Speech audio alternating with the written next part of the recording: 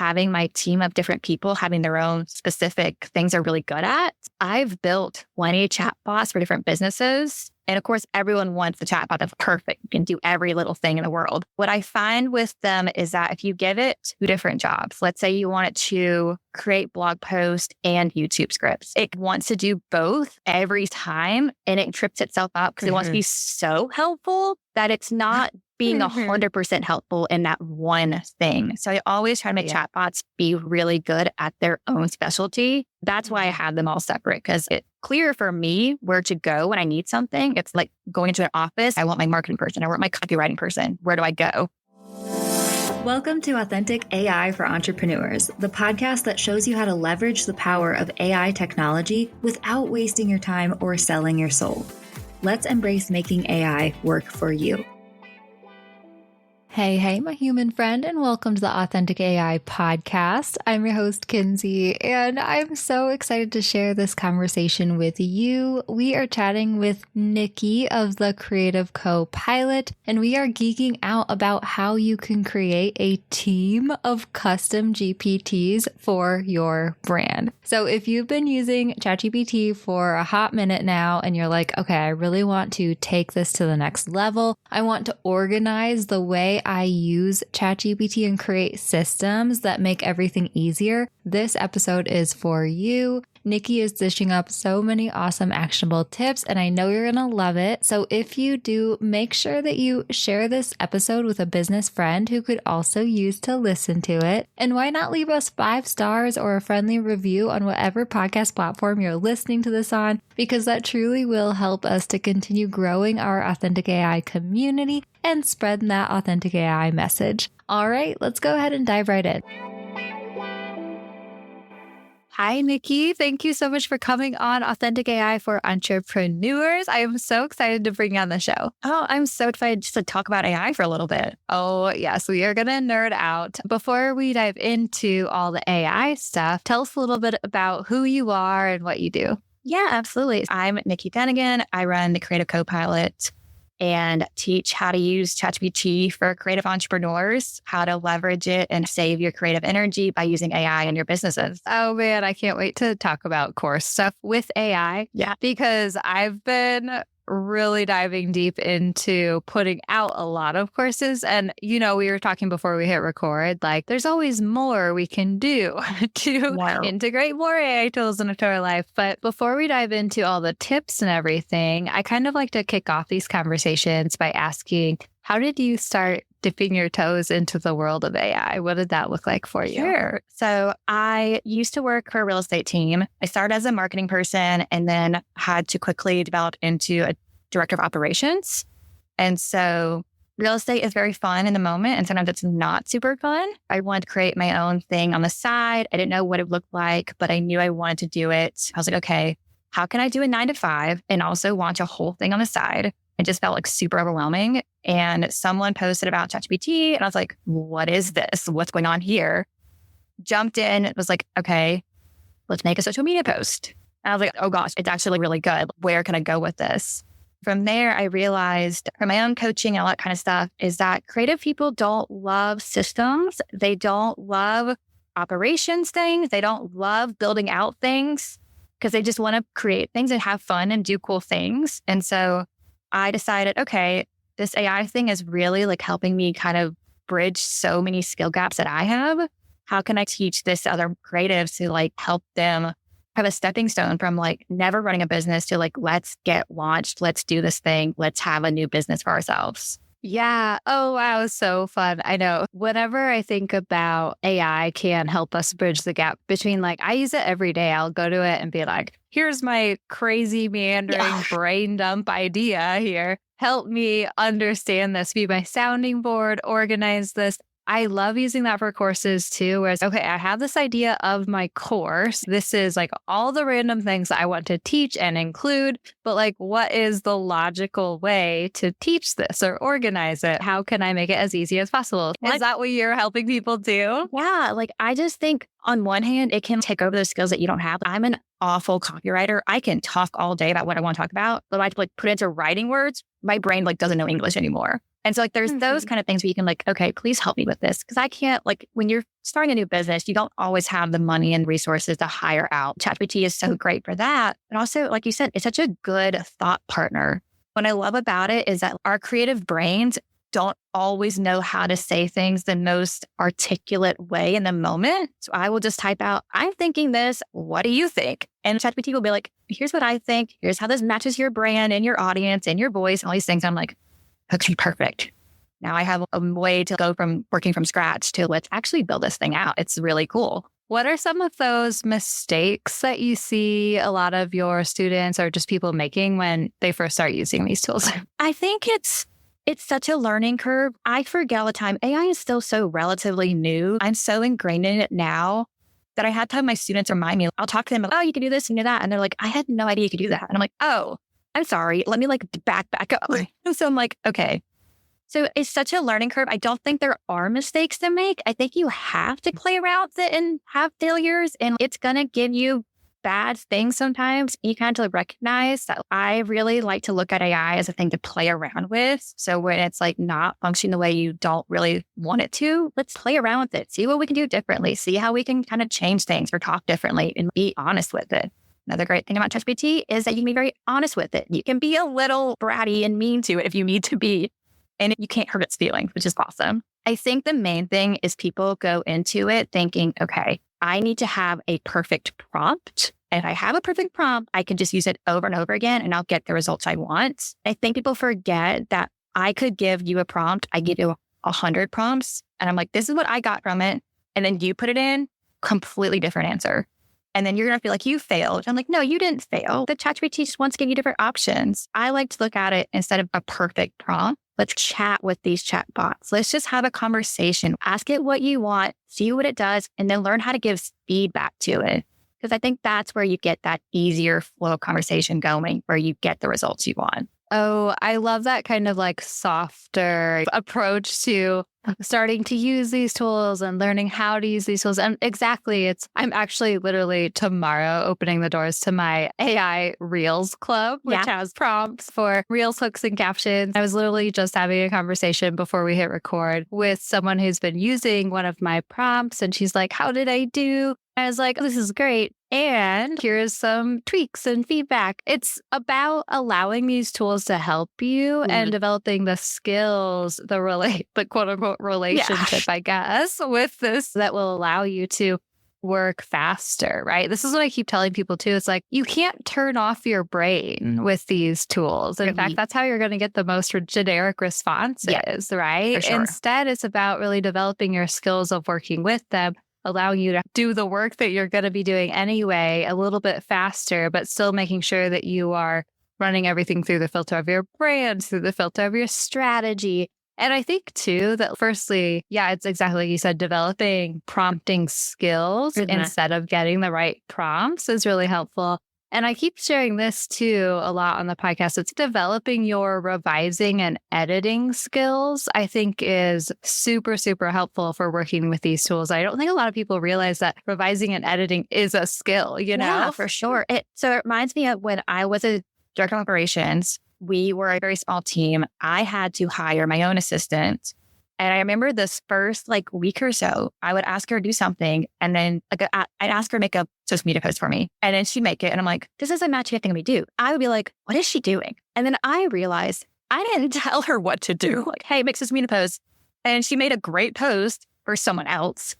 But I was like, I have to learn how to communicate clearly. I have to learn how to give clear feedback. I have to learn how to explain to her what I actually need and not expect her to just read my mind. And it's the same with chatbot. I like to say they're not really like tools. People think about tools. They think if I use Canva, like a graphic, I can get this graphic. With ChatGPT, you have to work with it. It's your assistant. It wants to help you, but you have to help it help you. You have to train it. You have to give it feedback. You have to work with it a little bit. Once you do, that's where all the magic happens. When you put in the effort to train it, that's when you get those really great results people are seeing elsewhere. So that's really awesome. I'm having kind of one of those moments where you have like a thought, right? Because I think a lot of people, there's a lot of rhetoric about AI taking our jobs and people being nervous to use AI? And then also, what is this going to do for our future generation and our kids? But I do think, firstly, there's something to be said about, could you allow AI to hinder your creativity, your critical thinking skills? Sure. But there's also opportunity for us to grow while using these tools as CEOs of our business, as the bosses, as the managers. And I can almost see that being something that our kids might learn too better in school, and all the different stuff is like learning and working with these tools, then they might develop these skills of being able to give instruction and leadership. Yeah, absolutely. I barely miss the boat of kids who know how to do coding. I wish I knew how to code things. Kids only a few years under me know how to code websites. And I'm like, how do you know that? But they're taught these things. My dad growing up had no idea how to use a computer at all. He never used computers. He was like, I don't know how to do this. I don't care. You do you, whatever. But it's like, as we're evolving as a species or whatever it is, we all learn new skills, and the younger generations are going to have access to these things. I think it's important to teach them how to do it ethically, but also to be very honest about it. I tell people all the time, AI is only as talented as the person using it. In the future, or even now, there are people using AI to make worse content. We have to step up and say, I use this to leverage my creativity. I use it to leverage my business. I want to make cooler things and more unique things. That's where AI can step in. I think it's going to be a cool shift when people who are creative and interesting and cool and fun and innovative and all those things start using AI.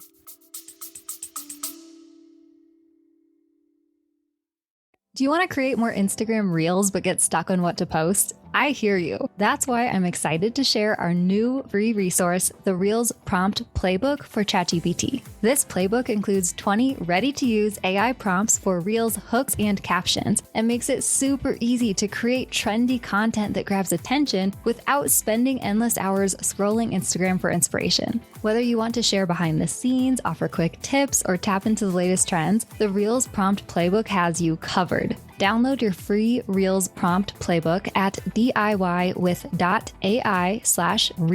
And the best part, these ChatGPT prompts are designed to work for entrepreneurs in any industry. Plus, you can pair these prompts with any trending audio or any video that you find on your phone. Basically, they're super easy, super quick, and will keep your content super authentic while saving you loads of time and headache. Grab your free playbook now at DIY.ai/Reels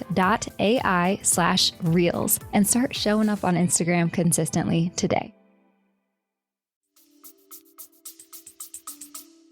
That's where things get invigorated and exciting again, which I'm so happy about. Okay, so let's dive into some of the specific ways you've been loving using AI tools. Tell us some of the ways you've been using it or sharing with your students. So for me, custom GPTs are my bread and butter. I love them so much. I don't think I could function without them.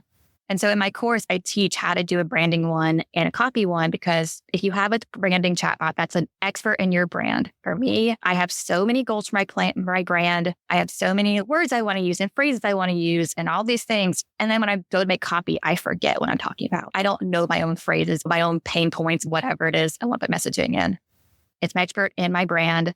It knows everything I need to know. From there, you could build out so many other things that could really be leveraging your brand. And then for the copy one, it knows my messaging. It knows my goals. It knows what I want to be promoting. And it does that for me.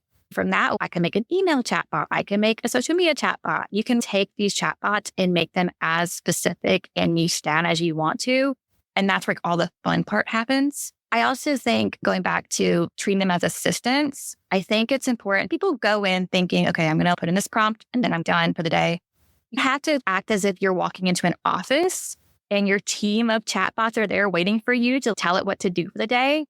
And you can actually have them talk to each other, give you thoughts, ideas, and then you can step in and say, hey, this is great, but let's do this instead. And so you have to put yourself in that CEO role where you have this team of custom GPTs that are experts in their fields, experts in your brand.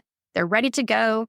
And I think that's where all the fun happens, when we step into that role for ourselves and feel legitimate in our businesses. That's my bread and butter for sure. I think also my favorite way to use ChatGPT is I have my action button on my phone set to start a voice conversation with it. And so I will do that probably 20 times a day, just asking it little random questions like, how long do I put this random chicken in the air fryer? What does this light in my car mean? Where can I find gas? Like all these little things, start playing around with it and figuring out what it can do, because it probably can do more than you think. And that's where the fun comes. Oh, okay. So many things. So many Thank you things. so much for sharing that. I know, always. I'm just like, all the questions. Yeah. All the questions. Definitely want to come back to the voice button because I think that's such a great way to do it. And that's how I always tell people, I'm like, put a sticky note next to your computer being like, can ChatGPT help me with this? Like open yourself up to the possibility that this could happen. But anyway, okay, we'll come back to that because I definitely want to dive a little deeper into custom GPTs with you. I think it's so fun to create all these different custom GPTs for your business. And I think it's way easier than a lot of people think it is. I've played around with the custom GPTs like quite a bit, and I'm always just so curious to see how other people are using them. So when it comes to the custom GPTs, you are mostly creating them within ChatGPT, right? Do you have any specific tips or insights when it comes to creating these to make sure they're nailing what you're trying to get them to nail? Custom GPTs is you can put in your own files into it as its like knowledge database. And so recently I actually redid my branding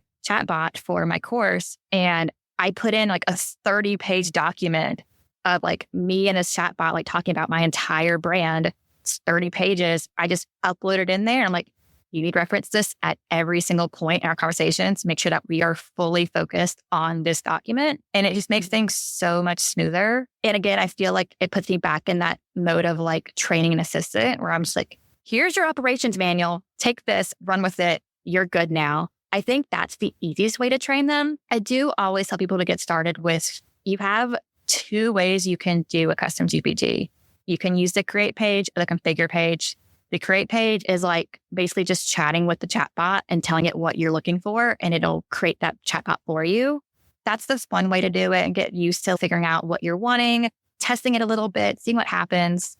And then when you want to like upgrade it, you can go to that configure page and put in a ton of instructions of what you're wanting to do and be super specific. Like my copy chatbot even knows only use these emojis because ChatGPT loves random emojis. And I'm like, just use these. Don't use the ugly one. I train people to use it as if you would train an assistant, giving them everything you would want to train an assistant on your brand, your business, their job, their role, and kind of just go from there. Yeah. And I've heard that the configure is better because the create one, it's cool. Yeah. ChatGPT is helping you create it, but you don't have as much control over how it updates its own instructions or whatever, right? It seems to be you can go for a really long time talking to the create page chatbot. And what it wants to do is be as concise as possible. So you could tell it 30 things in there, and it's going to take all that and be like, here's 3 sentences about what you want. It's wait a second. You just took out so many details. And so it'll give you a great starter chatbot, but you're probably eventually want to upgrade to start really getting into it and figuring out what details you want in there as well. Yeah, totally. That's exactly what I've felt as well. Whenever I'm working back and forth with ChatGPT, like I would rather actually have what I call a brand blueprint that's like literally, it's like 80 pages. Yeah. Girl, I swear. And has all the things about my brand, strategy, messaging, ideal customers, offer suite, all of this stuff.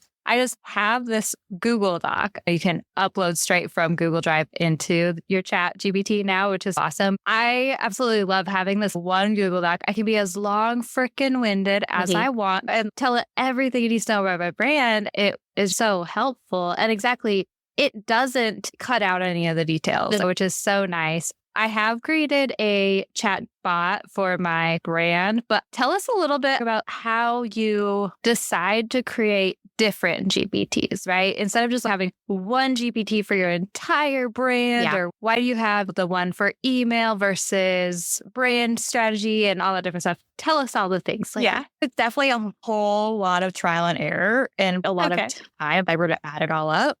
When I first started teaching ChatGPT, before custom chatbots were even a thing, like you just had to go in ChatGPT and do your thing. And one of my first newsletters was about how I created my own team of people. I went back to my roots and had them labeled like this is the copywriter, this is for content. That was just for my own brain to know how to find what I'd already worked on. I had put it in an email, like I did this thing, and everyone's like, how'd you do that? What do you mean you did this? Like, that makes so much sense. All my stuff's in one chat and I keep losing everything. And I'm like, that's why I did it. It had to be labeled in some way. I realized having my team of different people having their own specific things they're really good at. And so I've built, I believe at this point, 20 chatbots for different businesses. And of course, everyone wants the chatbot that's perfect. You can do every little thing in the world. What I find with them is that if you give it 2 different jobs, let's say you want it to create blog posts and YouTube scripts, it wants to do both every time, and it trips itself up because it wants to be so helpful that it's not being 100% helpful in that one thing. So I always try to make chatbots be really good at their own specialty so that it knows what it needs to do. It's not worrying about, oh, we actually need to like make this content into a YouTube video, or we need to make it into a newsletter. Because then it's, okay, what do I give her? Do I go with the newsletter? Do I go with this? And it's, okay, let's just take that questions out. You have this one job, and this is what I want you to do, and you're really good at it. That's why I had them all separate, because it's clear for me where to go when I need something. It's like going into an office. I want my marketing person. I want my copywriting person. Where do I go? I think it helps the chatbot think clearer. That's where I trial and error a lot to have them all separate. I'm a little bit like weird. I like having my team of like so many little people working for me. It's fun for me to have all of my sidebar. And I'm like, ooh, I want to talk to this person today. It's just really fun.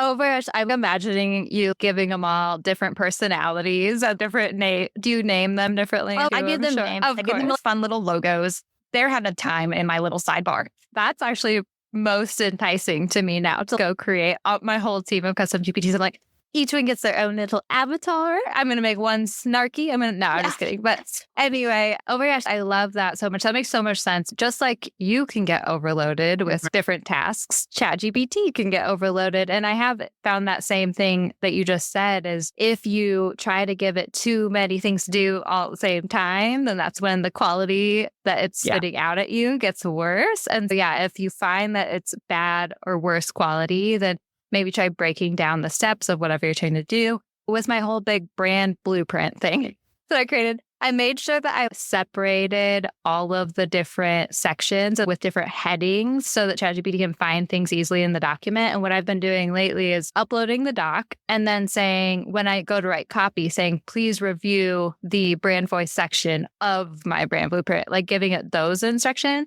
But if I created these different ChatGPTs or custom GPTs, I could instead just tag my voice one, and that could be the same-ish, maybe. I think that's like why custom GPTs are so helpful, because you get what you're prompting it to do every time. If you make a custom GPT that only knew that section, you just skip that direction part. It's good to go. It helps you get the training part and the direction part. Again, it's just good to go. I think that's for fun where I'm like, okay, I need this. Go in, do the thing you do. We're good to go. Okay. So I know you mentioned talking to each other, having your different custom GPTs and team members talking to each other. Can you walk us through what it looks like when you're using your different chat GPTs in the chat window and then tagging them and having them talk to each other?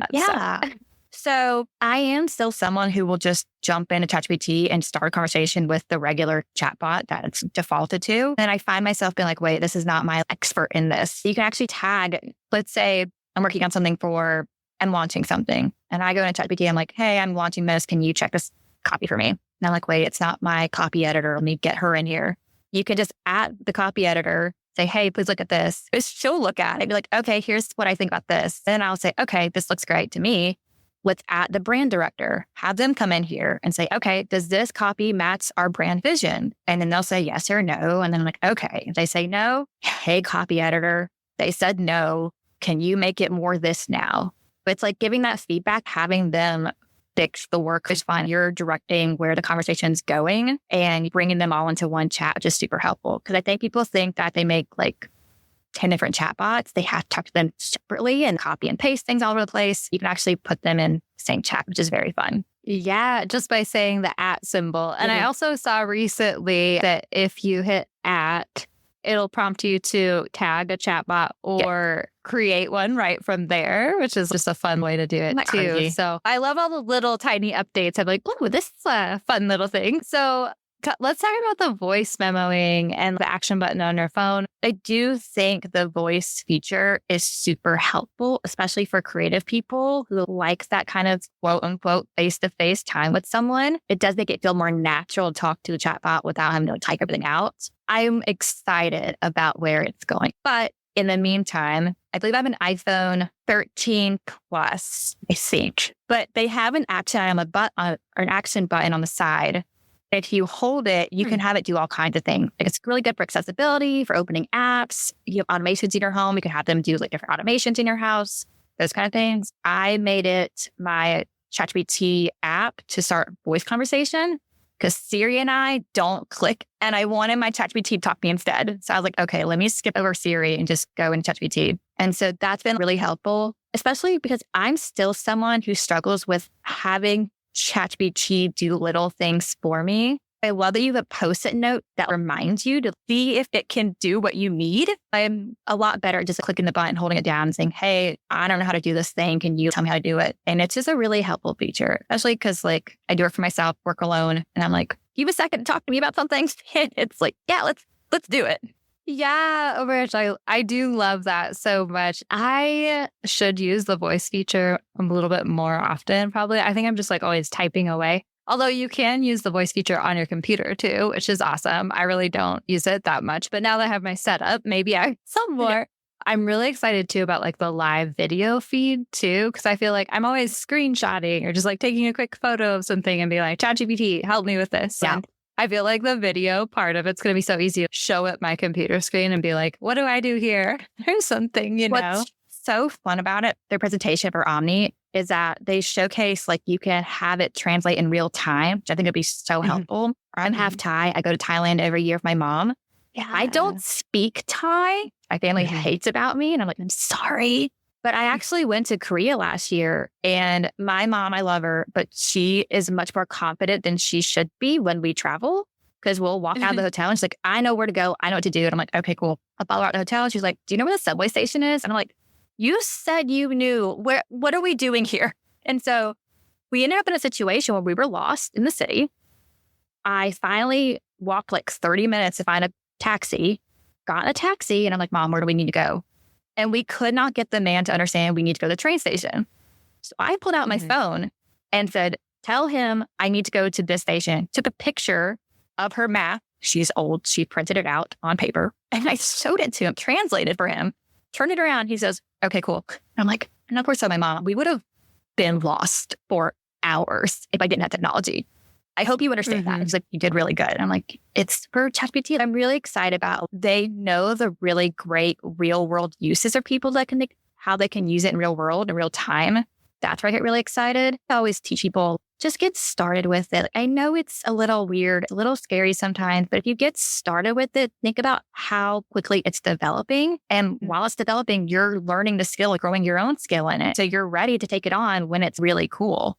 That's exciting. Oh man, I love that you travel with your mom too. That's so fun. I can't believe 30 minutes has gone by already. I could keep talking to you for so long, but that's okay. We'll just have to have more conversations in the future. Thank you so much for sharing with us. Can you tell everyone how they can connect with you and find all your fun resources? Absolutely. I do coaching and my course, CEO of Chatbots. You can find me on Instagram at the Creative CoPilot and at thecreativecopilot.com. That is where I will be talking everyone's ears off about how to use AI as a creative. Thank you so much for this conversation. I've really loved it. Thank you for having me. It was so fun.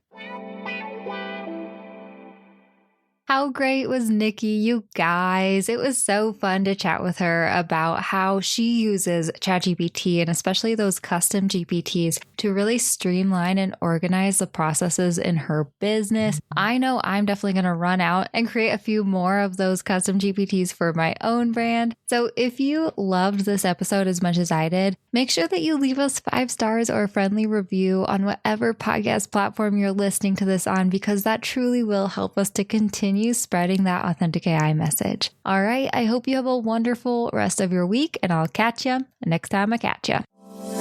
Thank Thank you so much for tuning in to Authentic AI for Entrepreneurs, my friend. If you enjoyed this episode, don't forget to subscribe on Apple Podcasts, Spotify, or wherever you listen to your shows.